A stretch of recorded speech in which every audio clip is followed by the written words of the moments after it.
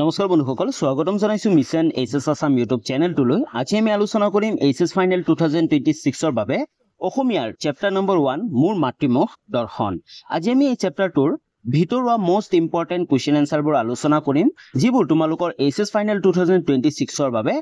very important ইয়াৰ আগত আমি অসমীয়াৰ কমন কোৱেশ্চনছবোৰৰ ভিডিও বনাইছিলো তিনিটা ভিডিও বনাইছিলো যদি তোমালোকে সেই তিনিটা ভিডিও চোৱা নাই ডেসক্ৰিপচন লিংক থাকিব তোমালোকে তিনিটা ভিডিও চাই লবা সেই তিনিটা ভিডিওত আমি মোস্ট ইম্পৰ্টেন্ট যিবোৰ তোমালোকৰ চেপ্টাৰ ওয়াইজ কোৱেশ্চনছবোৰ আছে সেইবোৰ সকলোবোৰ আমি কি পঢ়িব লাগিব সকলোবোৰ আমি চিন দি দেখুৱাইছিলো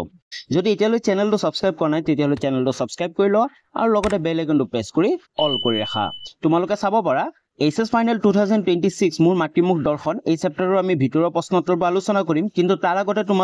তোমালোকক কৈ দিও যে তোমালোকে যদি আগৰ বছৰ প্ৰশ্ন কাকত চোৱা তাত তোমালোকে চাবা যে প্ৰতিটো চেপ্টাৰৰ কিন্তু কবি পৰিচয়ৰ পৰা বহুখিনি প্ৰশ্ন অহা দেখা যায় শৰ্ট কোৱেশ্চনছবোৰ তো প্ৰথমে আমি কবি পৰিচয় মোস্ট ইম্পৰ্টেন্ট কোৱেশ্চন আনসাৰবোৰ আলোচনা কৰিম প্ৰথম কোৱেশ্চনটো তোমালোকে চোৱা লক্ষ্মীনাথ বেজবৰুৱাক আধুনিক অসমীয়া সাহিত্যৰ দেশ বুলি কোৱা হয় এই প্ৰশ্নটো অলৰেডি আগৰ বছৰটো আহিছিল কিন্তু খালি ঠাই হিচাপে আহা নাই তাত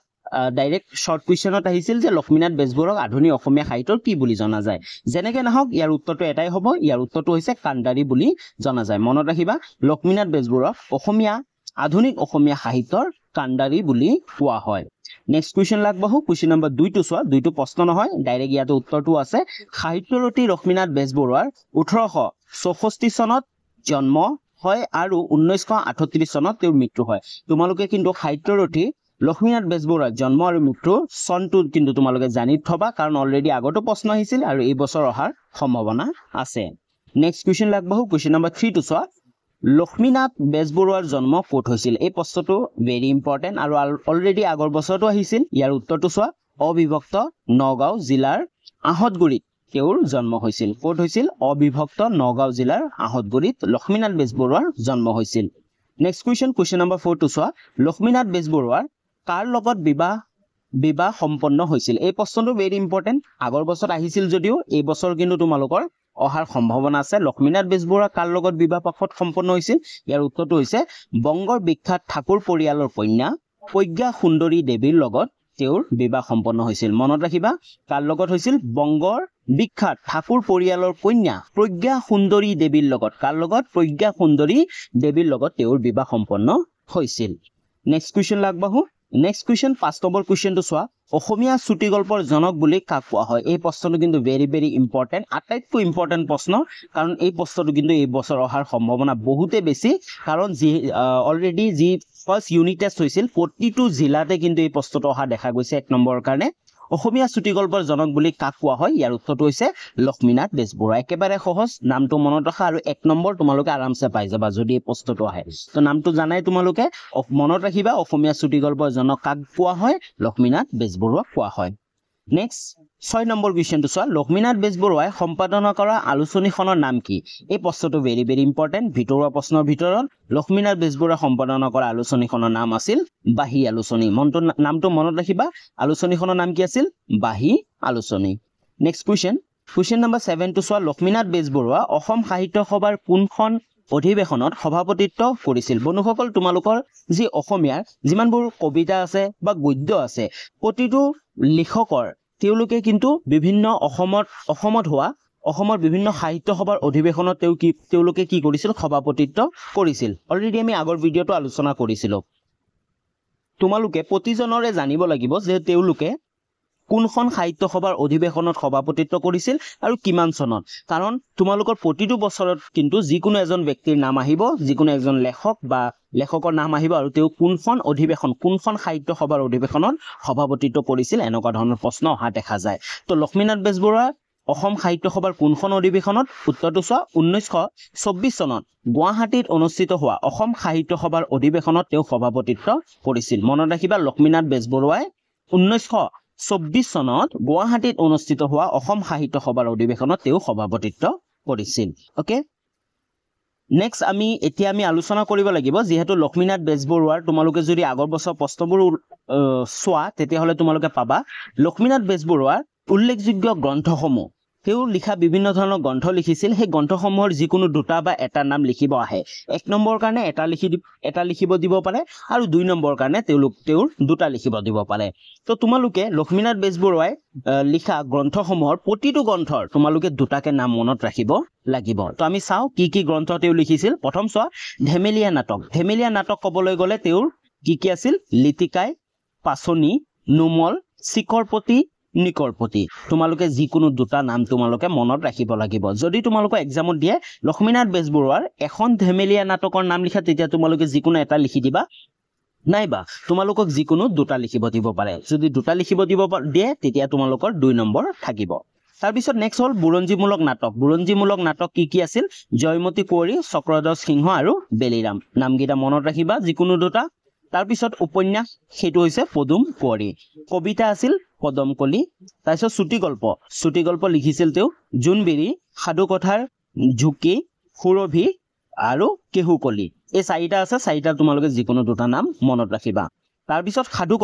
কথা তোমালোকে সকলোৱে জানা আটাইতকৈ জনপ্ৰিয় হয় সেইটো হয় পুহি আই সাধু আমিও সৰুতে পঢ়িছিলো বহুতে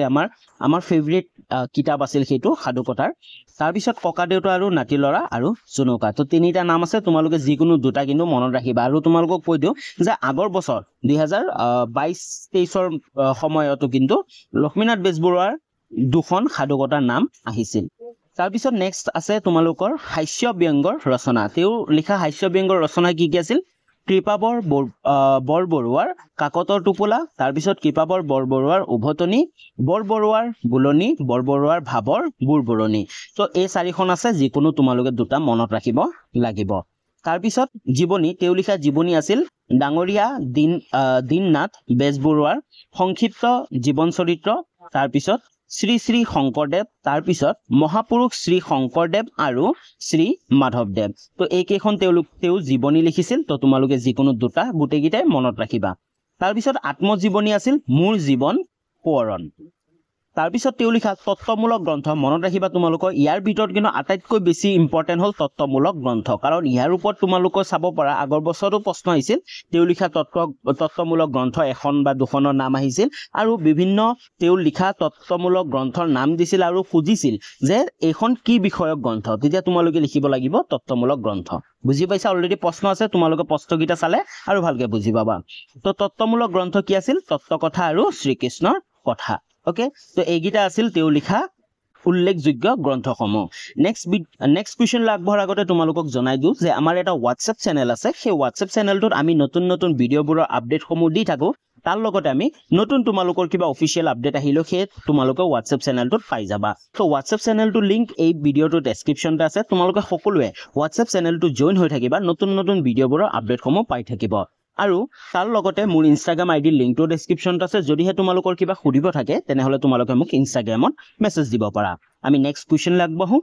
নেক্সট তোমালোকে চাব পাৰা most important questions answer for SS final 2026 আমি এতিয়া 1 নম্বৰীয়া মানে শৰ্ট মোষ্ট ইম্পৰ্টেন্ট কুৱেশ্যনছ এনসাৰবোৰ আলোচনা কৰিম যিবোৰ কিন্তু তোমালোকৰ ভিতৰুৱা মানে ভিতৰৰ পৰা আহিছিল কাৰণ অলৰেডি চেপ্টাৰ ওয়াইজ কুৱেশ্যন এনসাৰবোৰ আমি আগৰ ভিডিঅ'বোৰত আলোচনা কৰিছো আগৰ তিনিটা ভিডিঅ' বনাইছিলো তোমালোকে চাবা সেই তিনিটা ভিডিঅ' বহুত ইম্পৰ্টেন্ট গোটেই কিতাপটোত আমি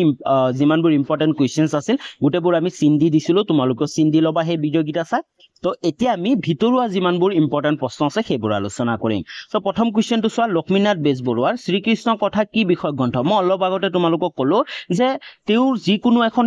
গ্ৰন্থৰ নাম দি দিব আৰু সেইটো কি বিষয় গ্ৰন্থ আছিল সেইটো তোমালোকে লিখিব লাগিব অলৰেডি এছএছ 2019ত আহি গৈছিল তো শ্ৰীকৃষ্ণৰ কথা অলপ আগতে আমি পাই আহিলো যে কি বিষয় গ্ৰন্থ সেইটো হৈছে তত্ত্বমূলক গ্ৰন্থ তো শ্ৰীকৃষ্ণৰ কথা তেওঁৰ কি আছিল এটা তত্ত্বমূলক গ্ৰন্থ আছিল নেক্সট কুৱেশ্যন নম্বৰ 2 টো চোৱা কমেডি অফ ইৰ'ৰ্ছ অসমীয়া ভাঙনি ভ্ৰমৰংগ কোন চনত প্ৰকাশ পাইছিল এই প্ৰশ্নটো এছএছ 20ত আহিছিল মনত ৰাখিবা তোমালোকে এই চেপ্টাৰটোৰ পৰা কিন্তু কমেডি অফ ইৰ'ৰ্ছ এই ওয়াৰ্ডটো আৰু অসমীয়া ভাঙনি ভ্ৰমৰংগ মানে কমেডি অফ ইৰ'ৰ্ছৰ অসমীয়া অনুবাদ নামটো হৈছে ভ্ৰমৰংগ তোমালোকে মনত ৰাখিবা কাৰণ ইয়াৰ ওপৰত বহুত প্ৰশ্ন অহা দেখা যায় অলৰেডি প্ৰশ্ন আমাৰ এই ভিডিঅ'টোতো আছে তো ইয়াৰ উত্তৰটো চোৱা কোন চনত প্ৰকাশ পাইছিল 1878 চনত প্ৰকাশ পাইছিল 1888 চনত প্ৰকাশ পাইছিল তাৰ পিছত 3 নম্বৰ প্ৰশ্নটো চোৱা মাজিও বুলি লক্ষ্মীনাথ বেজবৰুৱাই কাক সম্বোধন কৰিছিল এই প্ৰশ্নটো ভেৰি ইম্পৰ্টেন্ট মাজিও বুলি কাক সম্বোধন কৰিছিল ইয়াৰ উত্তৰটো হৈছে মাজিও বুলি লক্ষ্মীনাথ বেজবৰুৱাই সুকবি সুবিখ্যাত চাহ খেতিয়ক সদাগৰ শ্ৰীযুত চন্দ্ৰকুমাৰ আগৰৱালা দেৱক সম্বোধন কৰিছিল কাক কৰিছিল সুবিখ্যাত সুকবি চাহ খেতিয়ক সদাগৰ শ্ৰীযুত চন্দ্ৰকুমাৰ আগৰৱালা দেৱক সম্বোধন কৰিছিল নেক্সট কুৱেশ্যন নম্বৰ 4 টো চোৱা ভ্ৰমৰংগ শেক্সপিয়াৰৰ কোনখন গ্ৰন্থৰ ভাঙনি চোৱা অলপ আগতে মই ক'লো যে ভ্ৰমৰংগখন তোমালোকে নাম মনত ৰাখিব লাগিব ভ্ৰমৰংগখন কাৰ একচুয়ালি শেক্সপিয়াৰৰ এখন গ্ৰন্থৰ ভাঙনি কোনখন গ্ৰন্থৰ ভাঙনি সেই গ্ৰন্থখনৰ নাম হৈছে কমেডি অফ ইৰৰ্ছ যি অলপ আগতে আমি পাই আহিলো হয়নে কমেডি অফ ইৰৰ্ছ মনত ৰাখিবা সেইটো কাৰ হয় শেক্সপিয়াৰৰ এখন গ্ৰন্থ হয় আৰু সেই গ্ৰন্থখন অসমীয়া ভাঙনিখনৰ নাম হৈছে ভ্ৰমৰংগ বুজি পাইছা নেক্সট কুৱেশ্যন নম্বৰ 5 টো চোৱা মোৰ মাতৃমুখ দৰ্শন পাত্ৰিত উল্লেখ থকা BNR মানে কি তোমালোকৰ পাত্ৰি যদি তোমালোকে পঢ়িছা তেতিয়া হলে তোমালোকে নামটো পাইছা BNR তো BNR মানে কি ইয়াৰ উত্তৰটো হৈছে বেংগল নাগপুৰ ৰেল মনত ৰাখিবা BNR হয়তো এই প্ৰশ্নটো আহি যাব পাৰে অলৰেডি আগৰ বছৰত আহিছিল BNR মানে হৈছে Bengal Nagpur rail okay next question 6 নম্বৰ কুৱেশ্যনটো চোৱা লক্ষ্মীনাথ বেজবৰুৱা কোন চনত মাতৃভূমি অসমলৈ উভতি আহিছিল এই প্ৰশ্নটো আগৰ বছৰত বহুবাৰ ৰিপিট হৈছে তোমালোকে জানা তোমালোকে যদি প্ৰশ্ন কাকত দেখা চোৱা তেনেহলে গম পাবা যে এই প্ৰশ্নটো বহুবাৰ ৰিপিট হৈছে তো কেতিয়া আহিছিল তোমালোকে চনটো আৰু তাৰিখটো মনত ৰাখিব লাগিব তো উত্তৰটো চোৱা লক্ষ্মীনাথ বেজবৰুৱা কোন চনত 1930 চনৰ 19 ছেপ্টেম্বৰত অসমলৈ উভতি আহিছিল নামটো চনটো আৰু তাৰিখটো তোমালোকে মনত ৰাখিবা 1930 চনৰ 19 ছেপ্টেম্বৰত তেওঁ অসমলৈ উভতি আহিছিল ওকে তো আজিলৈ ইমানখিনি আছিল আশা কৰো তোমালোকে ভিডিওটো ভাল পালা ইয়াৰ পিছত এই ভিডিওটোত আমি শৰ্ট কুৱেশ্যন এনসাৰবোৰ আলোচনা কৰিলো কিন্তু ইয়াৰ পিছত আৰু এটা ভিডিও আহিব সেই ভিডিওটোত আমি দীঘলীয়া প্ৰশ্ন উত্তৰবোৰ মানে একেবাৰে ভিতৰুৱা দীঘলীয়া প্ৰশ্ন উত্তৰবোৰ আমি আলোচনা কৰিম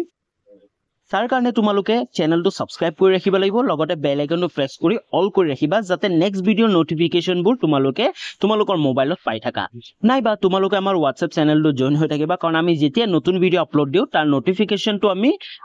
WhatsApp চেনেল যোগে আমি প্ৰভাইড কৰো যাতে তোমালোকে তাৰ পৰাও তোমালোকে ভিডিও গিটা চাব পাৰা তো আজিলৈ ইমানখিনি আছিল যদি ভিডিওটো ভাল লাগিল তেতিয়া হলে ভিডিওটো লাইক কৰি দিবা কমেন্ট এটা কৰি জনাবা লগতে চেনেলটো সাবস্ক্ৰাইব কৰিবা আৰু বন্ধু বান্ধৱী সকললৈ শেয়াৰ কৰিবা পুনৰ লগ পাম নতুন এটা ভিডিওলৈ তেতিয়ালৈ বাই বাই